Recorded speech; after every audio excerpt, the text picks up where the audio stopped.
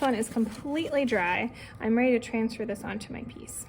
So this is a nice leather hard cylinder that I made, and I'm going to transfer this just like a temporary tattoo, guys. So line it up where you want it. And then I think I'm gonna just start over here. So I lined it up in the center, and I know that it's gonna curl up a little bit. I'm fine with that. I'll probably add, I was thinking of doing those two and then this guy here, and then seeing if I wanted to add any stars, because I have these stars that I also did with some underglaze. But so I lined up the center and then followed it over, so I'm gonna start it here. So what I'm gonna do, I have a bowl of water, and then I have a rib, okay, a rubber rib. I'm gonna use the sponge and get the back of this all kind of saturated, and then you can really kind of see where the design is. And then we use our rib to help us really lay it down. And then you can always peek and see how it's transferring. So it needs a lot more love and attention.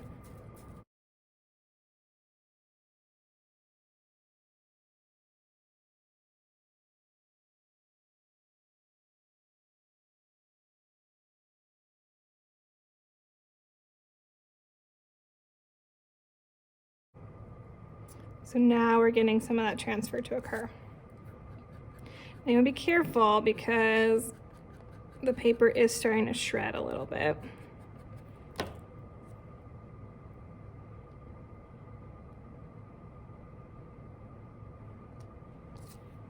So like I said in one of the previous videos, is this method is a little rustic looking, which is kind of cool. So the laser ink that's on here, or the laser, that should burn away in the kiln, whereas the underglaze will stay.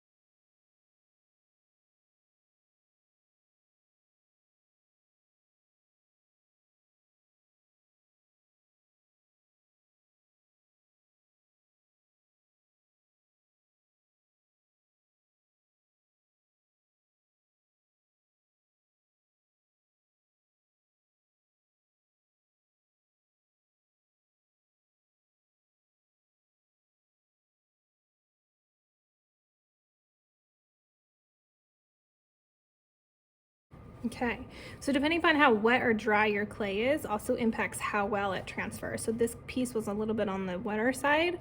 I'm actually wondering if maybe I spritzed it. Just as I was applying it, it would apply a little bit easier. But you can kind of see my brush strokes in that one. But overall, I'm kind of stoked and happy with the design. and how it turned out. Remember, a lot of this black is just from the paper, so this should all go away in the kiln. Okay, so that is how you transfer your images with Underglaze.